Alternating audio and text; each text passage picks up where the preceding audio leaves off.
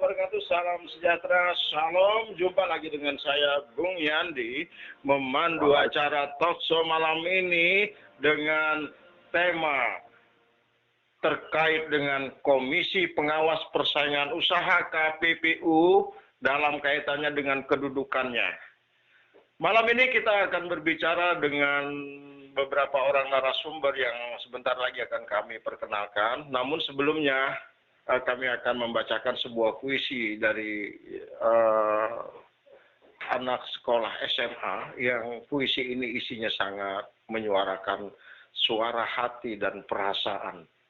Tentunya puisi ini sangat perlu dibaca dan kita dengar bersama-sama sebelum kita memulai durasi-durasi dan konten-konten dan isu-isu yang akan kita kemukakan. Judul puisinya adalah Puisi Koruptor. Wajah negeriku nan luas, ternoda perilaku pejabat buas. Manusia serakah berwatak culas, diperbudak nafsu tak pernah buas. Mereka para koruptor penjahat terhormat. Kalangan birokrat mengaku wakil rakyat, berkedok pengayom abdi masyarakat. Bertutur lembut tapi licik nafsi pengkhianat. Kekayaan negara ramai-ramai dikuras, berlagak adil semua hanya kias. Melegalkan segala cara untuk memeras, mengumpulkan pundi kekayaan tak pantas. Di mana nurani sebagai pembela umat? Teganya engkau mengisap keringat rakyat, mengembat hak negara dengan cara bermufakat. Kau pantas disebut pejabat korup nafsu keparat. Karya Andelina, Balikpapan 8 Desember 2016.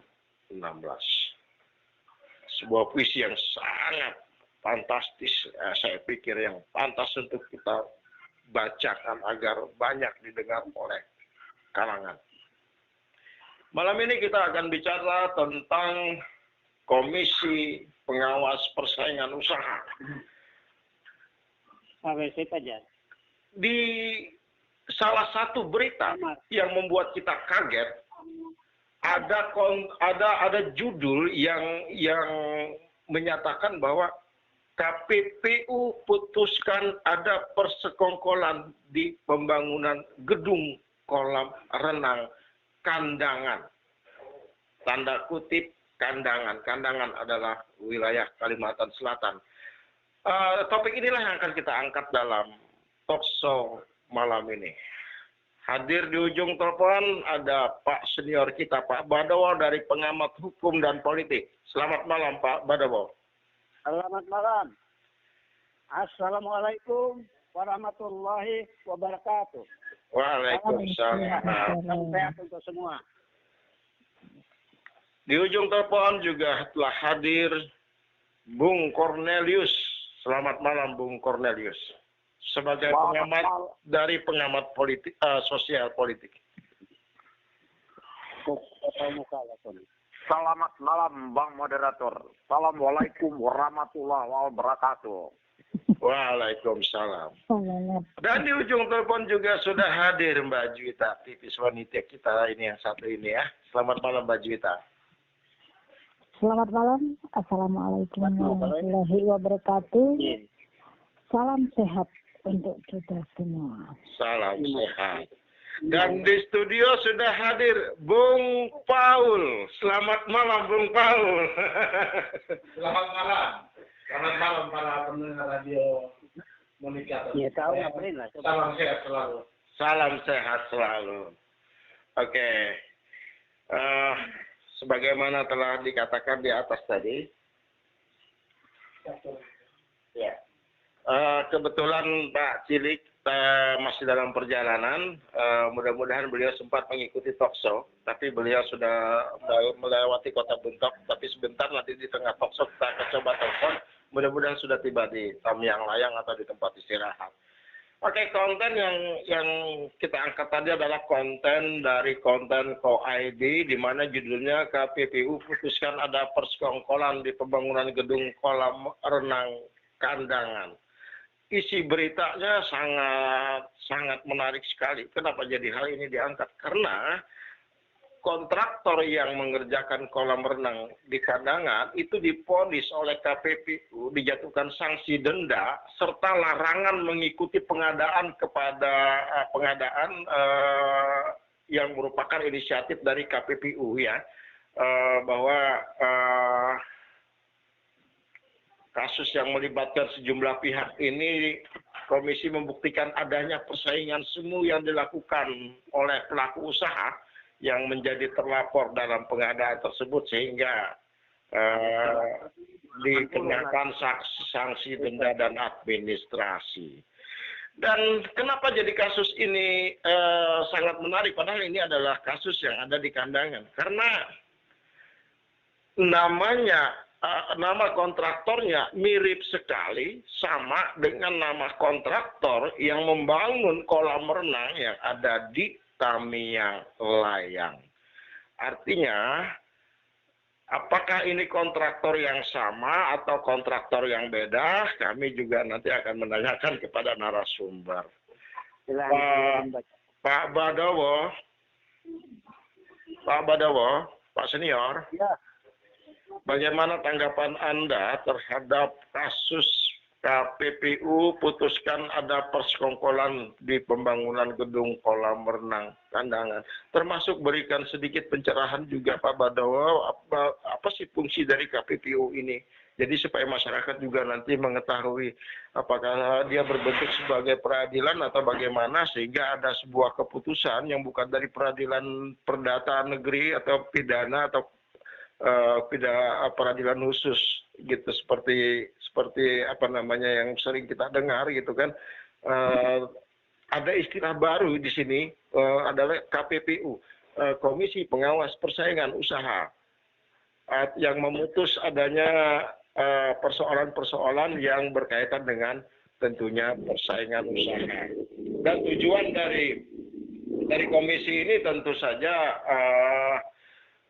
visinya adalah bagaimana persaingan usaha dan kemitraan sehat yang mendorong perekonomian nasional yang berkeadilan dan berkesinambungan untuk meningkatkan kesejahteraan rakyat, yang tentu melahirkan misi mewujudkan advokasi nilai-nilai persaingan usaha yang sehat, mewujudkan penegakan hukum persaingan usaha, mewujudkan pengawasan pelaksanaan kemitraan yang sehat, dan banyak lagi, termasuk untuk good government tentunya. Bagaimana pandangan Pak Senior dulu untuk sesi awal ini? Terima kasih, selamat malam atas kesempatan ini.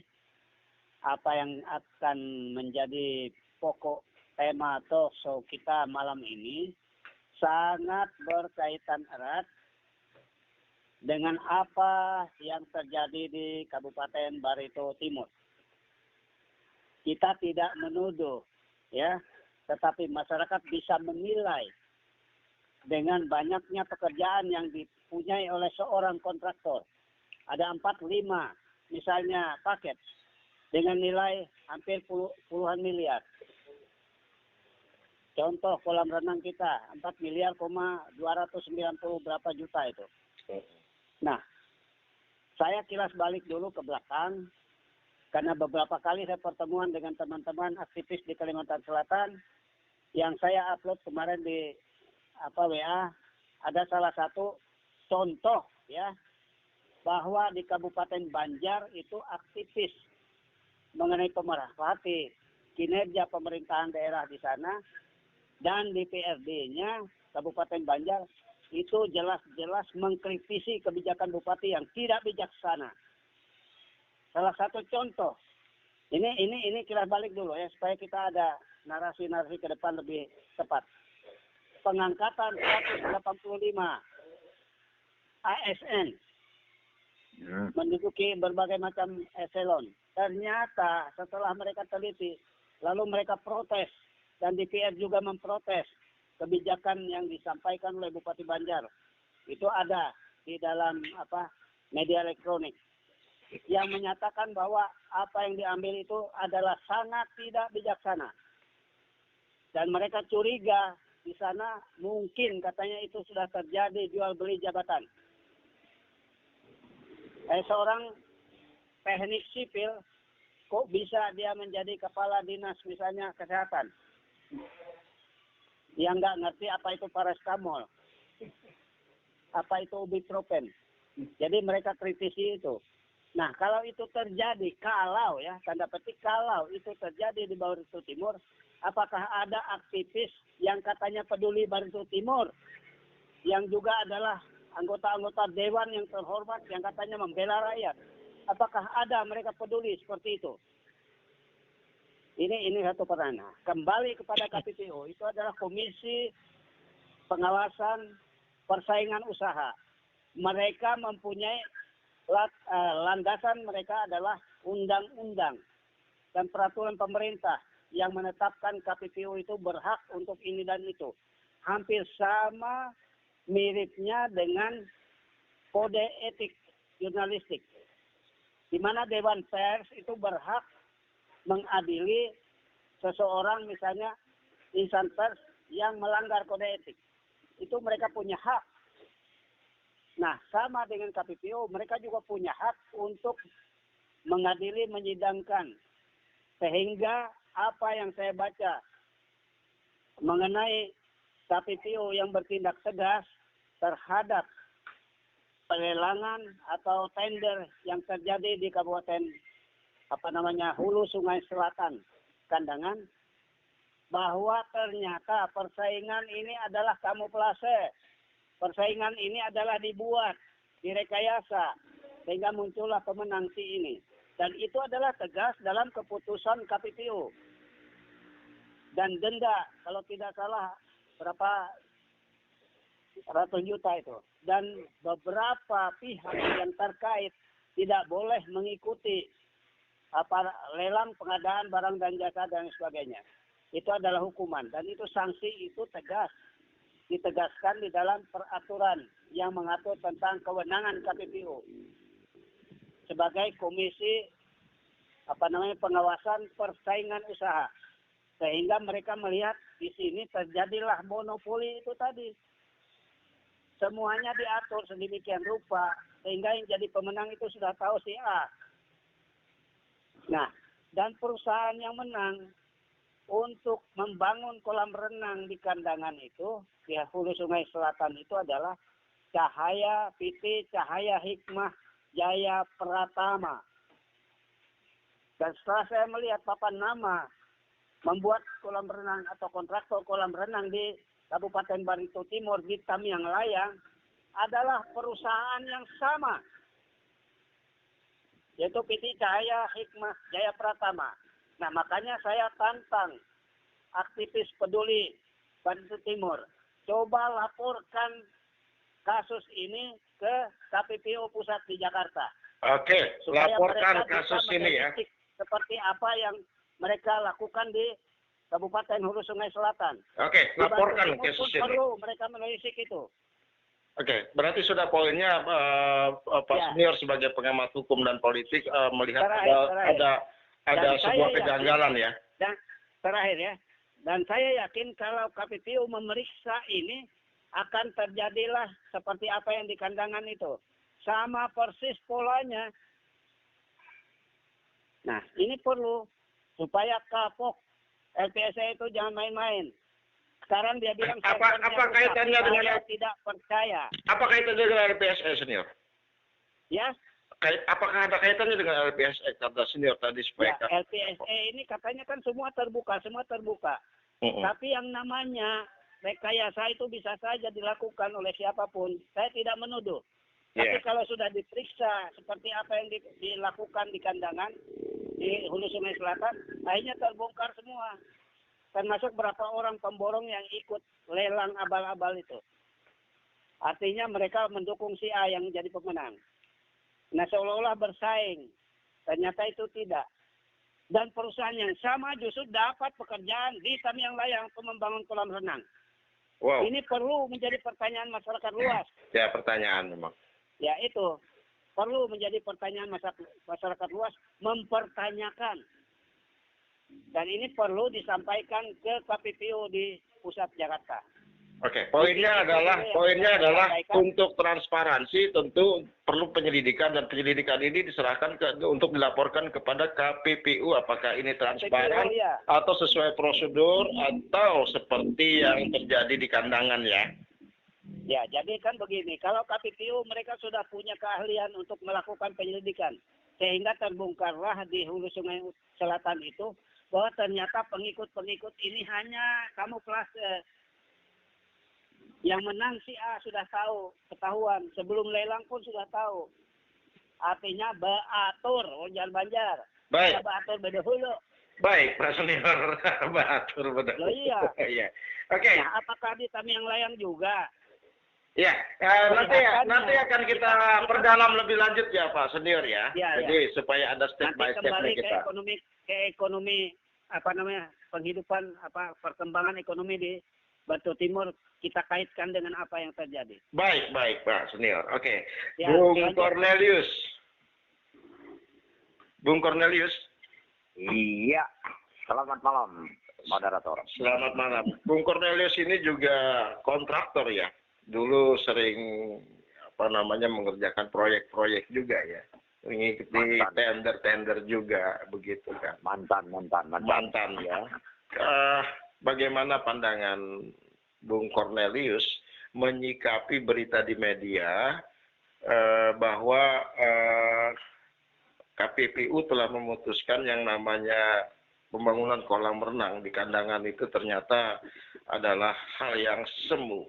Dan ternyata ini kalau menurut Bung Senior Pak Badowo, ini kontraktornya sama dengan yang mengerjakan kolam renang yang ada di Tamiang Layang, di mana nilainya juga cukup lumayan tuh 4,2 sekian M gitu kan. Pandangan Bung Cornelius bagaimana? Ya, begini. Arti menurut kita itu sudah seperti apa yang saya bilang pada talkshow kita yang dulu. Itu sudah hampir sejak zaman Nabi Adam. Itu saja. Jadi itu saja. Ini bercerita pengalaman. Pengalaman kita kerja dulu ya sudah diaturlah. Diatur lebih dulu sebelum sudah diinden. Proyeknya sudah diinden. Nah, di dalam inden itu pertama pasti ada apa di belakangnya, ada polos di belakangnya. Nah, itu baru tadi persaingan yang tidak sehat. Di dalam persaingan tidak sehat itu pasti ada polos. Nah, di dalam ada polos itu pasti ada kerugian negara karena setiap spek yang ada itu tidak sesuai nanti pelaksanaannya karena polos sudah keluar. Jadi ini perlu. Nah, yang sangat disayangkan, kami masih meragukan, tapi PPU yang kami ragukan, benarkah atau tidak itu punya otoritas. Kalau itu kan dibuat berdasarkan undang-undang, harus punya otoritas untuk mengeksekusi. Jadi jangan hanya rekomendasi. Nah, itu menurut pandangan kalau sistem itu tidak dirubah, biar sampai mati. Satu kali periode Joko Widodo berkuasa lagi, belum tentu selesai kalau itu tidak dirubah sistemnya. Nah, itu pandangan kita. Karena di seluruh Republik Indonesia, bukan hanya di kandangan. Sampai detik ini belum bisa berubah itu. Fakta yang berkata bahwa setiap tender itu pasti sudah diatur lebih dulu. Jadi omong kosong LPSA itu menurut kita. Itu kan buatan manusia peralatannya. Ya, itu betul. Setuju. Oke. Berarti itu dulu sementara. Ya paling tidak KPPU ini kedudukannya saat sekarang ini walaupun dia bukan sebuah lembaga peradilan gitu kan, tapi paling tidak ada sanksi yang bisa dilaksanakan jika itu terbukti di tahap awal, yaitu sanksi administrasi dan denda. Sanksi itulah yang bisa diterapkan, yang nantinya sebenarnya ini menjadi acuan bagi para APH, aparat hukum, dalam menindaklanjuti apakah memang itu jika terbukti bahwa memang di dalamnya ada kerugian negara, tentu ada wewenang lembaga tersendiri nantinya. Tapi paling tidak komisi ini sudah memberikan semangat untuk bagaimana ke depan nanti ada terjadinya persaingan yang sehat antar pelaku usaha dalam rangka tidak ada permainan 4 mata 2 mata bagi pejabat-pejabat seperti yang puisi yang sudah dibacakan di awal tadi. Mungkin begitu maksudnya ya, Bung Cornelius ya. Bisa saya tambahkan atau nanti giliran saya. Di sesi kedua nanti, Bung Badawa. Oke. Karena kita butuh pencermatan yang lebih tajam pada sesi kedua nanti. Ya. Jadi di awal ini adalah pengantar. Oke, Mbak Juwita, sedikit diulas. Anda pernah menyaksikan di depan rumah Anda terbangun jalan yang menurut informasi juga bukan dilakukan oleh kontraktor lokal atau pengusaha tambang layang, tapi juga dari luar. Coba bisa Anda ceritakan sedikit tentang hal ini. Jadi, ya, selamat malam. Dan untuk yang pertamanya memberi komentar, yang saya hormati teman-teman atau rekan-rekan narasumber pada malam hari ini, menurut saya yang sudah yang ada ini ya sebenarnya untuk bahan evaluasi pejabat berkepentingan untuk membuat atau untuk melakukan ke depannya jangan sampai terulang. Kalau memang masih bisa pekerja-pekerja lokal, ya fungsikanlah pekerja-pekerja lokal.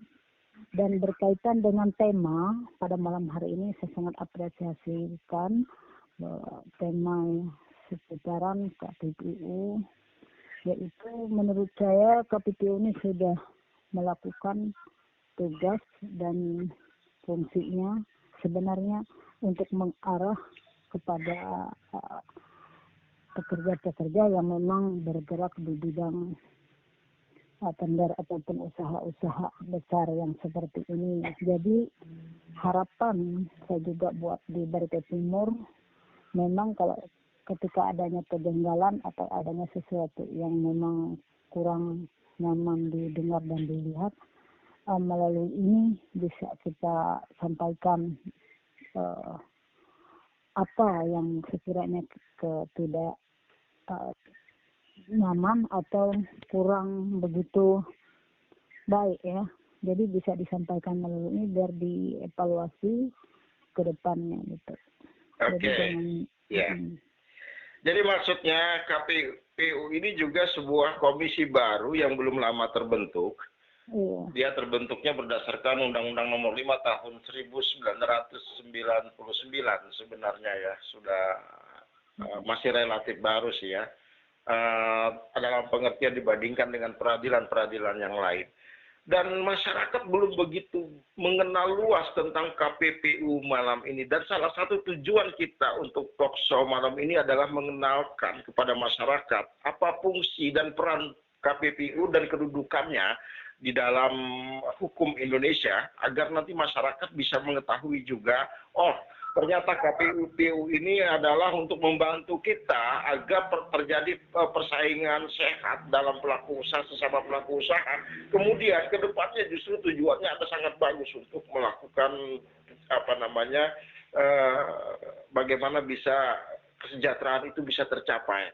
Artinya yang monopoli itu tidak ada lagi, paling tidak diminimalisasi lah urusan-urusan yang sifatnya monopoli, apalagi yang sifatnya oligopoli, apalagi yang sifatnya nanti kepemimpinan yang sebenarnya bertipe oligarki. Wah, itu dengan adanya komisi ini itu semua bisa diminimalisir gitu kan.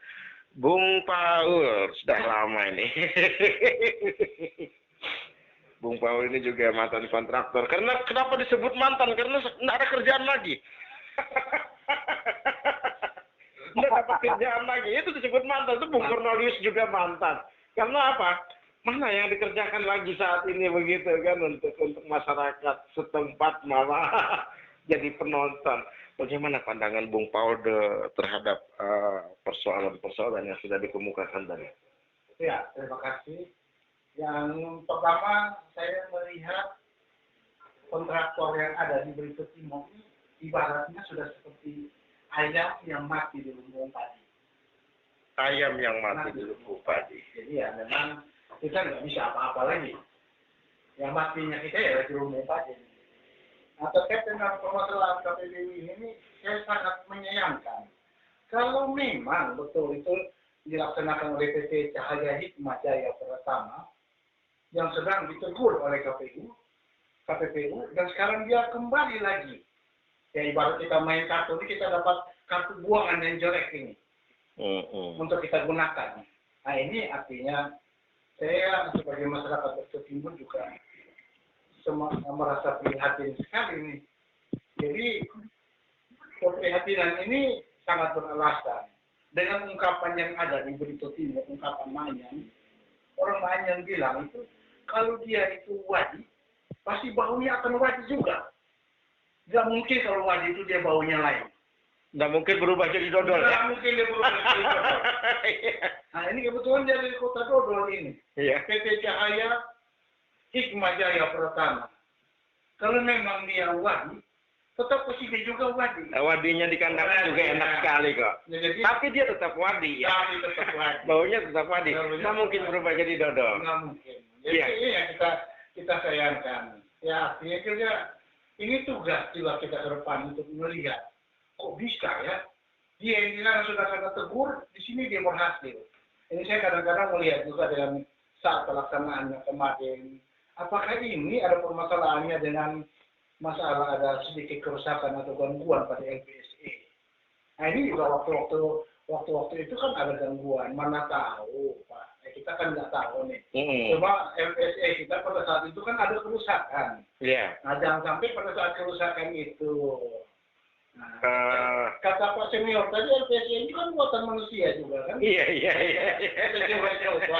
Jadi pandangan saya ini kelihatannya, waduh kok bisa begini ya? Iya, rusak pas ada proyek besar ya. Dan yang paling membuat hati miris Pak, ibarat kita main kartu ini kita dapat buangan kartu yang jelek Pak. Nah, buangan kartu yang jelek yang akan kita gunakan. Apakah buangan kartu yang jelek ini bisa menghasilkan yang baik? Tapi kembali tadi, mereka di daerahnya aja mereka sudah bermasalah.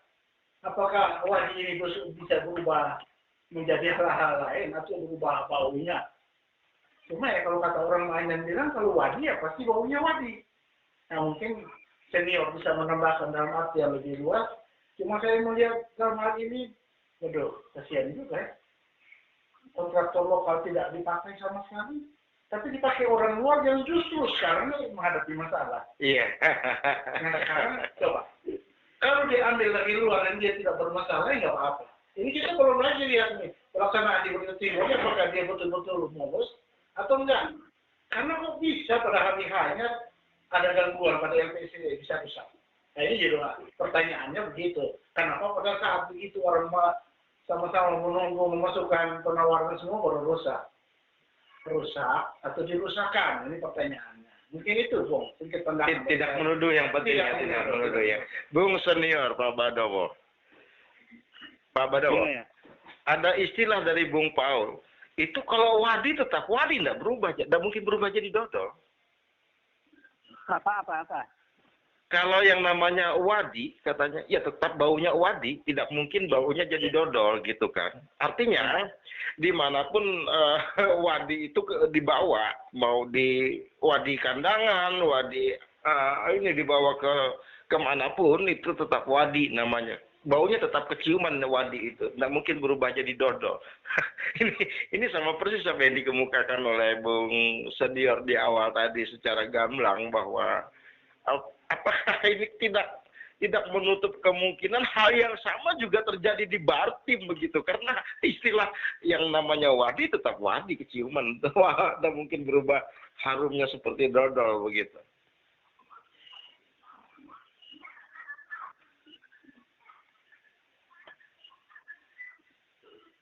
Cukup jelas ya pertanyaannya ya Pak Bu Senior ya. Ya, gimana? Kata Bung Paul bahwa yang namanya kalau kita sudah mencium bau wadi, ya tetap wadi juga. Biar kita misalnya wadi itu kita beli di kandangan, kita bawa ke Tamiang, ya tetap wadi menciumnya gitu, bau wadi itu. Ikan wadi namanya kan. Kalau di kandangan terkenal dengan ikan wadi juga kan. Nggak mungkin dong. Iya. Nggak mungkin baunya berubah menjadi dodol, kan begitu? Iya. Sepakat ya. Nah, jika memang seperti itu, apakah apakah memang ada kemungkinan praktek yang sama di Kandangan juga terjadi di Tamiang Layang? Wah. Tambah rame ini. Saya mengutip dari Bung Paul, kalau baunya wadi ya dibawa kemanapun tetap wadi. Saya beli di Kandangan, saya bawa ke Tamiang ya baunya tetap wadi. Saya goreng ya tetap wadi gitu. Doa saya sebagai salah satu pendiri Batu Timur ya, kalau bisa janganlah sampai ke sana. Ya doa kita kan begitu. Tapi tergantung juga si empunya diri masing-masing. Kalau ngotot ya itu urusan mereka. Jadi begini, saya kaitkan dengan apa yang disampaikan tadi, apa yang diputuskan atau direkomendasikan sidang KPPU itu jelas ada kesalahan. Yang pertama adalah KPPU ini menghindari atau meminimalisir yang namanya monopoli. Ya artinya baunya sudah tercium ini bahwa itu adalah praktek semu gitu loh. Iya kan? Ya, justru itu. Nah justru itu. Jadi ini jelas sudah melanggar aturan. Melanggar aturan. Di Undang-Undang Nomor 599 itu tegas bahwa kewenangan KPPU itu sudah mereka laksanakan. Dan ada temuan-temuan. Nah, temuan-temuan inilah yang bisa sebenarnya digunakan oleh polisi, oleh jaksa, dan oleh KPK untuk menyeret siapa saja yang melakukan pelanggaran. Iya. Jadi arah pidananya mereka lah yang menentukan. Berarti sudah ada pintu masuknya ya? Karena begini, dalam Undang-Undang Nomor 31 Tahun 99 tentang Pemberantasan Tindak Pidana Korupsi, Junto Undang-Undang Nomor 21 Tahun 2000, itu tegas dikatakan barang siapa memperkaya diri sendiri atau orang lain atau semacam organisasi itu dikenakanlah pasal-pasal dari Undang-Undang Nomor 3199 Junto Undang-Undang Nomor 21 Tahun 2000 tentang tindak pidana korupsi. Kena sebetulnya. Kan monopoli ini pasti memperkaya diri sendiri. Memperkaya diri sendiri atau kroni. Berarti pintu masuknya sudah ada ya, Senior? Siapa saja yang bersinggungan dengan itu, mereka juga kena. Baik yang memberikan kesempatan maupun yang memberikan janji-janji itu sudah masuk sebetulnya. Nah makanya kita coba mana aktivis-aktivis di Batu Timur ini yang katanya peduli batin. Coba diperhatikan ini. Coba laporkan. Intinya begini maksud Bung Senior. KPPU ini juga bisa menyatakan sebuah kesimpulan dari penyelidikannya untuk melakukan pemeriksaan tentang ada atau tidak adanya praktek monopoli. Ya, justru itulah tugas mereka. Dan itu sudah direkomendasikan oleh mereka, contohnya di Hulu Sungai Selatan di Kandangan itu. Hasil pemeriksaan kesimpulan mereka, karena ada monopoli. Kaitannya dengan Barito Timur itu apa? Bagaimana dengan makan minum? Ya. Bagaimana dengan makan minum, Bung Senior? Ya. Bagaimana dengan makan minum? Apakah memang makan minum itu memang harus dikuasai oleh satu orang atau dua orang? Loh, inilah yang juga termasuk monopoli, Bu. Termasuk juga misalnya ada kendaraan dinas harus masuk di bengkel itu sudah kan sebetulnya masuk. Termasuk ATK ya? Termasuk. Kemudian fotokopi segala harus ke ATD. Itu kena semua sebetulnya. Nah makanya kalau kita melihat hasil temuan dari KPPU di Hulu Sungai Selatan itu sebenarnya itu bisa mereka rekomendasikan ke KPK, ke jaksa, ke polisi untuk melakukan penindakan lebih lanjut supaya penegakan hukum tentang tindak pidana korupsi itu betul-betul ditegakkan. Baik. Bung Senior, saya boleh bertanya, Bung? Ya. Begini, Senior. Pertanyaan saya, apakah kejadian yang terjadi di Barito Timur ini bisa juga diberikan laporan kepada KPPU? Yang mana? Yang mana? Yang kasus yang bisa keluarnya PT Cahaya Hikmah Jaya Pratama ini. Karena kan ini ada kejanggalan. Kejanggalan di waktu itu servernya rusak. Tapi tiba-tiba keluar namanya. Artinya kan melihat kejadian yang begini, apakah bisa? Ini kan pertanyaan. Tanda tanya nih, Bung. Apakah bisa untuk Kota Timur juga? Kalau bisa dicek kembali. Karena kasihan juga banyak juga yang ikut bertarung di situ. Sehingga mereka juga dikalahkan dengan sistem yang ada. Makasih, Bung.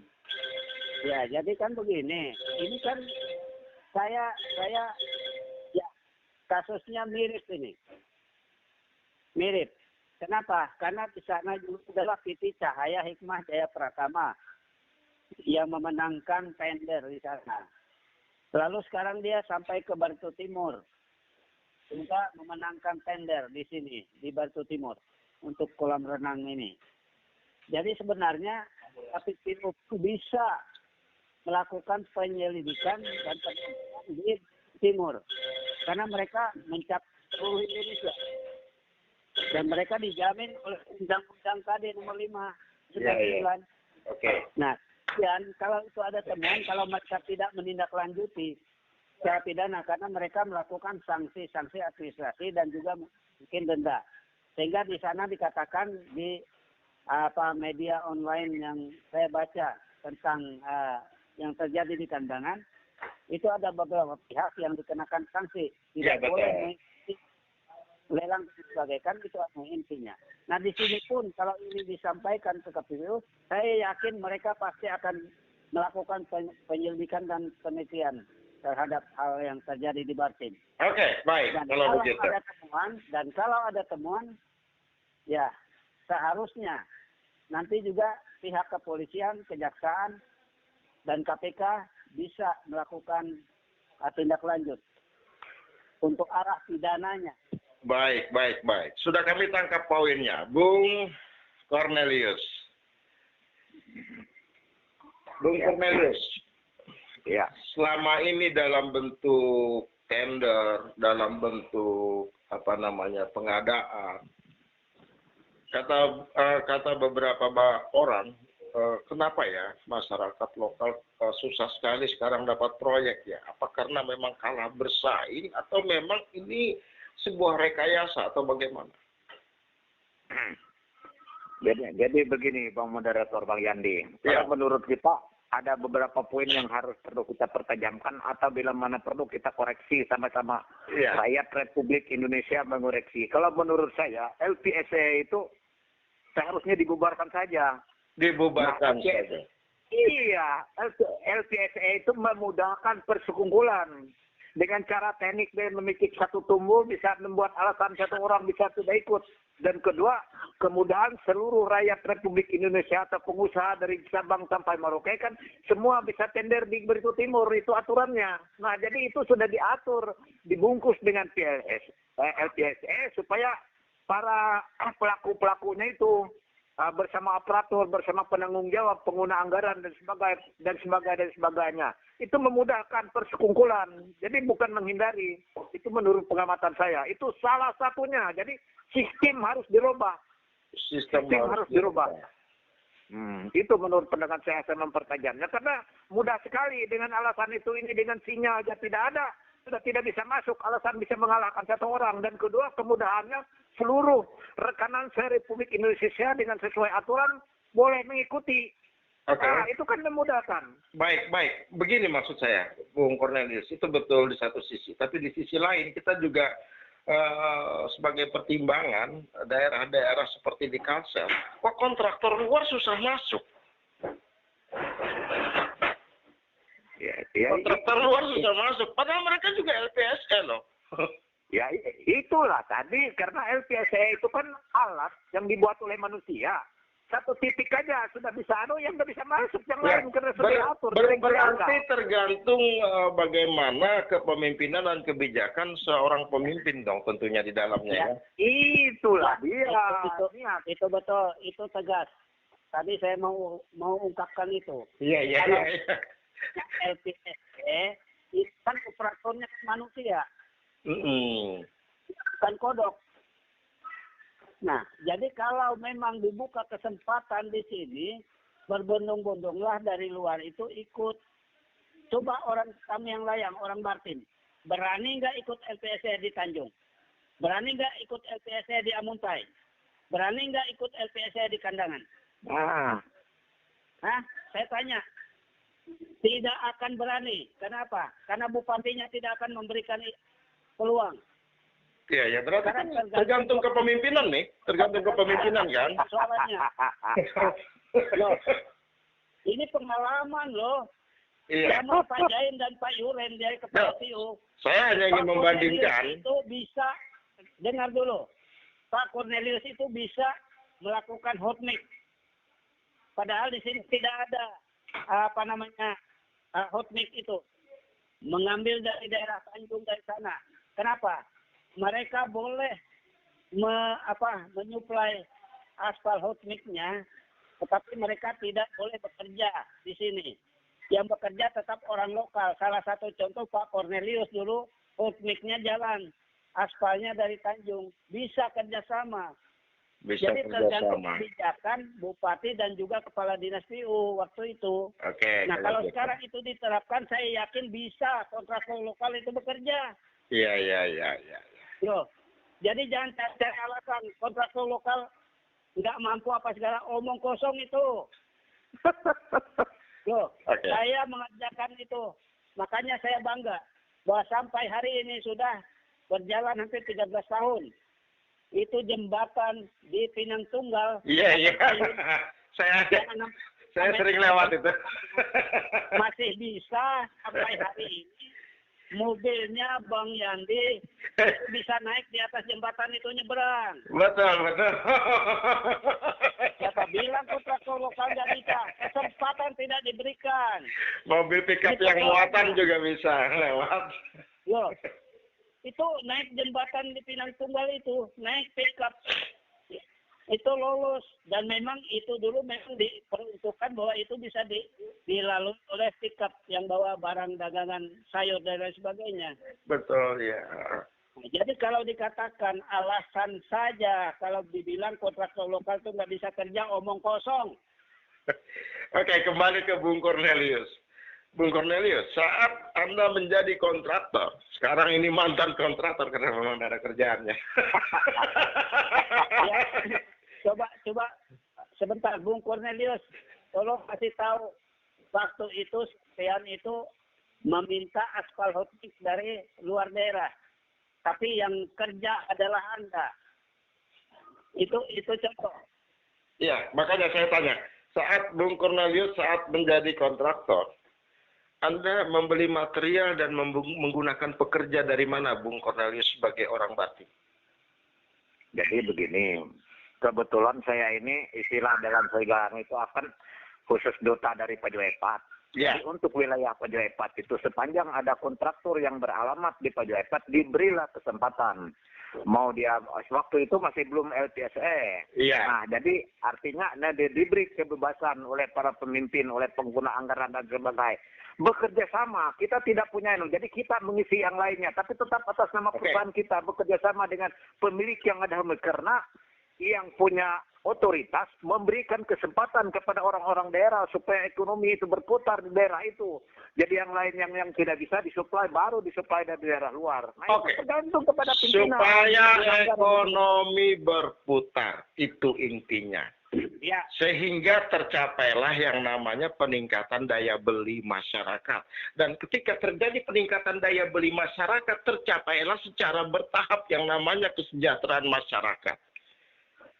Apakah saat ini daya beli masyarakat Batim menurut Bung Cornelius ini sudah bagus? Warung-warung sudah banyak yang pembelinya, pasar kita ramai, kemudian industri kita baik. Menurut Bung Cornelius bagaimana? Itu hampir stagnan. Stagnan begini, kalau khusus dari uang anggaran belanja daerah mau baik benak dak atau dau, itu semua uangnya keluar. Jadi yang ada itu hanya mengharap. Kalau dulu itu musim tambang kami ya mungkin uang dari pertambangan yang bisa berputar. Tapi kalau itu ada waktu menurun, aduh stagnan. Jadi sekarang hanya mengharap hasil masyarakat noreh. hasil masyarakat ikut kerja sawit, mana bisa berkembang karena uang yang sebesar itu dan dak dan dau itu habis dibawa keluar, mana bisa berkembang, Bang Yani. Oke, baik. Itu artinya jika tidak bisa berkembang, bagaimana masyarakat bisa bayar pajak? Ya iya, makanya banyak perusahaan tutup. Enggak, masyarakat juga sekarang ini juga berperan untuk bisa membayar pajak loh. Banyak loh yang harus dibayar oleh masyarakat. Tapi kalau misalkan tidak berkembang, bagaimana masyarakat bisa membayar pajak, kan begitu? Nah, kalau tidak bisa membayar pajak, bagaimana bisa meningkatkan PAD? Menurut Bung Cornelius bagaimana ini? Nah, itulah dia yang saya bilang, pertama sistem harus berubah. Kedua, yang punya otoritas ini harus punya hati nurani. Jadi jangan memperkayakan kelompok, jangan ingin memperkaya diri sendiri. Mereka harus sadar. Oke, Bung Paul, jangan memperkaya diri sendiri dan kelompok. Daya beli masyarakat sangat membutuhkan uluran tangan perekonomian yang sekarang ini lagi stagnan. Tapi kontraktor luar banyak masuk ke sini, sehingga banyak material dari luar, pekerja dari luar, bahkan PPN juga keluar, gitu. Bagaimana bisa meningkatkan daya beli, dan bagaimana bisa mencapai visi misi kabupaten ini sendiri. Iya guys, kalau menurut Bung Paul bagaimana sekarang ini? Masyarakat bagaimana bisa bayar pajak? Ya kalau saya melihat, saya bingung juga Pak. Bayar PBB aja susah kali masyarakat nih. Ya, PBB kan misalnya kan, susah ini. Terpaksa ditunda ke tahun depannya lagi mungkin. Karena Saya aja ngutang. saya bilang kalau saya bilang jujur ini begini Pak. Karena kalau saya ngomong, seolah-olah saya mengajari ikan berenang Pak. Ya. Padahal ini kan semua kan sudah ada Pak, lengkap Pak. Ampiramibas, SEMM. Di ekonomi itu semua sudah ada. Dia tahu Pak. Dia tahu bagaimana cara perputaran itu semua. Dia tahu Pak. Dia tahu persis. Seorang ekonom semua itu dari S1 sampai strata 2-nya semua diajar semua. Itu dia tahu Pak. Cuma saya nggak tahu lagi. Mungkin beliau lupa karena banyak kerjaan. Mirip saja kalau saya lihat Pak. Secara ilmu Pak, ekonomi semua tuh beliau juga lengkap. SEMM, dia tahu Pak bagaimana caranya menghidupkan berputar uangnya. Tapi kalau sampai itu tidak dilakukan, apakah ilmunya yang salah atau ilmunya yang salah? Oke. Baik, Mbak Juwita. Apakah ilmunya yang salah atau bagaimana ini? Jadi begini, sekali lagi untuk kontraktor lokal memang saya sependapat dengan Bung Senior Pak Mendowo bahwa kontraktor yang ada di Bartu Timur itu sebenarnya punya potensi yang luar biasa, hanya kesempatan mungkin yang belum beruntung. Jadi ke depannya saya berharap bahwa kontraktor yang ada di dalam daerah kita, kontraktor lokal itu dipekerjakan melalui prosedur yang ada, apalagi sudah Bartu Timur ini semakin ke depan harapan semakin bagus gitu loh. Jadi berilah kesempatan kepada kontraktor luar, kontraktor dalam dengan bersainglah sehat gitu. Oke, satu lagi pertanyaan saya buat Bung Senior Pak Badowo. Pak Badowo selain pengamat hukum bagi manajemen kita, beliau juga sebagai praktisi. Praktisi artinya sebagai pengacara dan advokat. Pak Badowo, jika melihat kondisi dan keadaan yang seperti ini, beranikah Anda sebagai pelopor untuk melaporkan ke KPPU?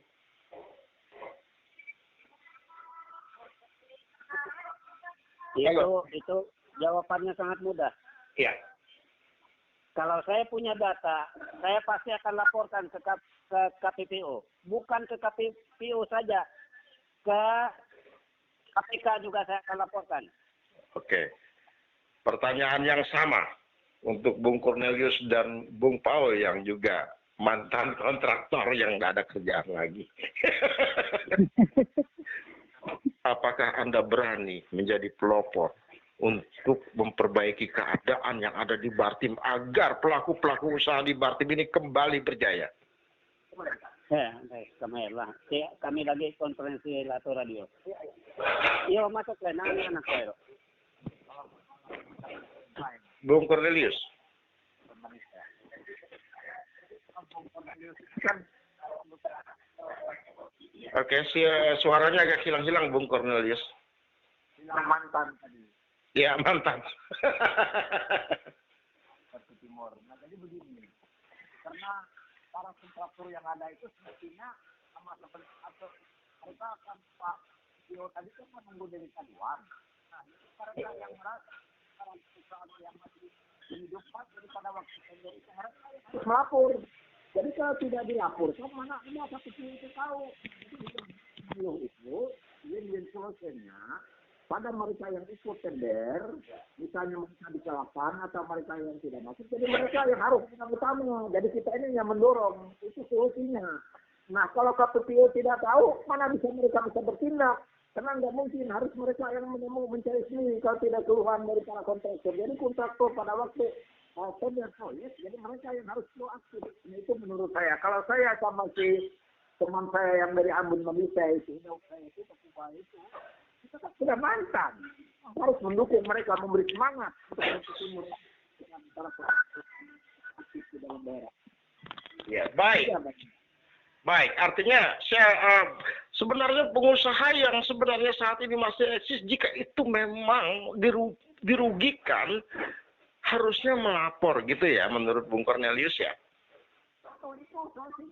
Betul. Betul ya, oke. Bung Paul, bagaimana? Apakah Anda berani menjadi pelopor untuk hal ini, mengumpulkan kawan-kawan? Oh, kami juga melihat ada kesalahan atau pelanggaran untuk bisa melaporkannya ke KPPU. Ini kita tidak menuduh ya, tapi selama dugaan misalnya ada pihak yang dirugikan. Dan melapor itu juga belum tentu misalnya salah gitu kan.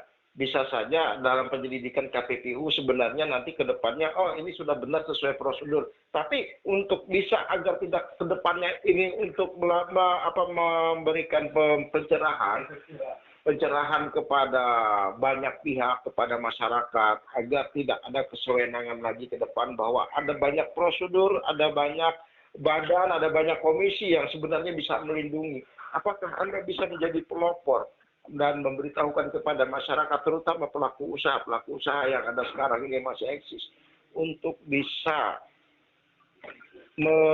menindaklanjuti hal-hal yang bersifat merugikan bagi pengusaha-pengusaha lokal yang dianggap itu memang tidak menguntungkan mereka atau membuat kerugian bagi mereka. Artinya kalau secara pribadi, saya pasti mendukung mereka. Cuma dalam hal ini, kalau kita melihat beberapa yang ikut tender itu, mereka yang harus terlibat langsung. Ketika mereka perusahaan mereka dikalahkan dengan cara tidak wajar. Melihat fenomena yang terjadi ketika perusahaan ini bertarung di Hulu Sungai Selatan, kita juga harus bisa mencerna apakah ini juga bisa terjadi di Brito Timur. Tentu yang lebih berkompeten dalam hal ini adalah rekan-rekan yang kemarin terlibat langsung dalam pemasukan penawarannya di LPSE Brito Timur. Nah, saya pikir lewat mereka. Kalau kami ini bisa support saja. Karena bagaimanapun juga, ketika kita membuat satu laporan, kita harus punya bukti. Nah, dengan melihat hal yang ada ini, saya hanya bisa mendorong mereka, apabila mereka merasa ada hak-hak mereka yang dirampas, yang merasa tidak sah, mereka bisa maju dan kami mendorong. Itu yang mau saya sampaikan. Karena saya menanggapi di Brito Timur ini bukan kontraktornya tidak mampu. Karena fenomena yang kita hadapi ini persis kayak sebuah tim sepak bola. Sebagai satu tim, kalau pemain itu tidak pernah dimainkan, bagaimana kita mengharapkan dia bisa munculkan suatu permainan yang bagus? Kita tidak berikan kesempatan kepada pemain tersebut untuk turun bertanding. Dan bagaimana bisa mempromosikan dia ke lebih terkenal lagi, lebih berprestasi lagi, gitu kan? Nah, kalau di Brito Timur ini kelihatan pengusaha-pengusaha lokal bukan dibina, malah sudah masuk kategori dibinasakan. Dibinasakan. Luar biasa. Loh, kami jujur, kami berbuat begini, kami punya membayar pajak segala macam, dan uang itu di Brito Timur. Pertanyaan kami membayar pajak, tapi orang luar yang datang mengambil madunya. Orang luar yang datang sementara yang tidak bekerja harus menghidupkan perusahaannya agar tetap hidup, membayar terus, tapi penghasilan tidak masuk. Tapi justru orang luar ini datang membayar pajak di mana domisili mereka, perusahaan mereka itu berada. Misalnya tender mereka 4M, maka 10% dari 4M adalah 400 juta, gitu kan? Dibawa keluar. Belum pekerja, belum material. Bagaimana perekonomian bisa berputar, bagaimana peningkatan pajak bisa ada, begitu kan? Saya kepingin sekali mendengar kata-kata pengusaha lokal tidak mampu. Di mananya yang tidak mampu? Baik. Kami tidak pernah dapat kesempatan. Baik kalau begitu. Kita sampai di penghujung acara, Bung Senior. Closing statement-nya kami tunggu. Ya, jadi kan begini. Kita hitung saja akal-akalan hitungannya.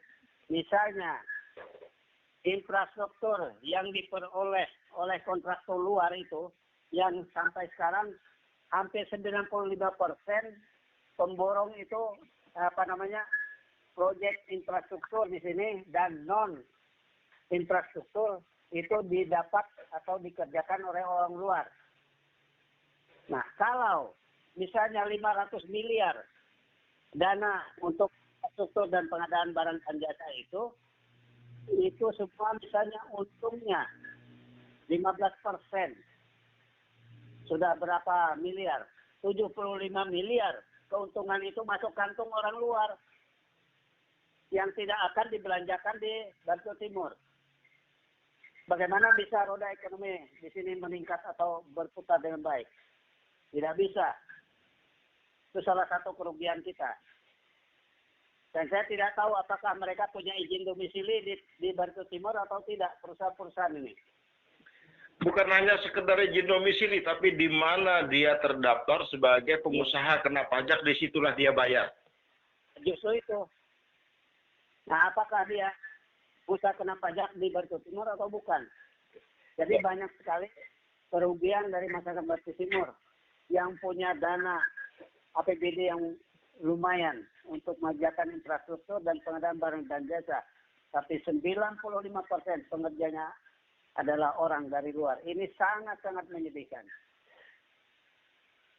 Baik. Saya pernah mengajak asosiasi. Bukankah dasar asumsi 70% lebih ke atas, apalagi mencapai 95% itu sudah bisa dilaporkan ke KPPU, Senior? Loh, makanya kalaupun ada yang perusahaannya dipinjam, hanya dibayar fee. Itu ada beberapa perusahaan, puluhan perusahaan yang dipinjam. Itu kan hanya diberikan fee 2,5% atau 3%. Sedangkan mengerjakannya tetap orang luar. Kalaupun dia mengerjakannya misalnya seperti saya misalnya, saya pinjamkan ke orang lain. Tapi untuk mengelabui, maka saya ketika ada pemeriksaan, saya lah yang maju. Saya sebagai pemilik perusahaan. Kan akal-akalannya di sana. Baik.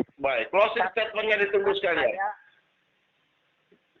Jadi closing statement saya adalah coba cari data yang menyatakan penyimpangan-penyimpangan itu supaya bisa dilaporkan ke KPPU.